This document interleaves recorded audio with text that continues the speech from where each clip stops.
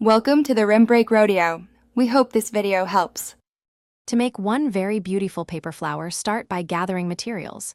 Use 20 sheets of 6-inch square paper, 18-gauge wire for the stem, hot glue, and floral tape.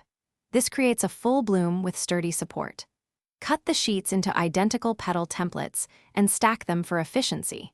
Make a 1-inch paper tube or use an 8-inch wire stem as the flower core so petals have an anchor. Keep a damp cloth nearby to clean glue tools and a ruler for precise 3/5-inch petal length.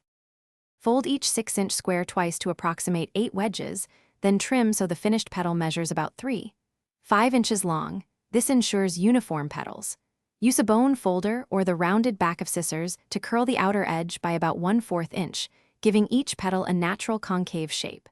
Layer and slightly stagger petals as you work around the core, alternating heights to build depth.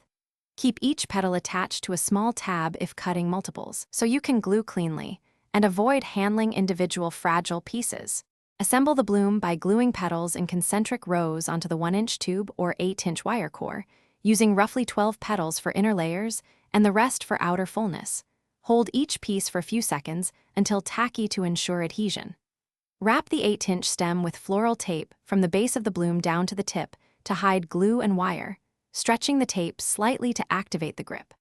Allow glued sections to dry for at least 30 minutes, then gently shape petals and add leaves or color accents for realism. Thanks for watching. Consider subscribing if we helped you.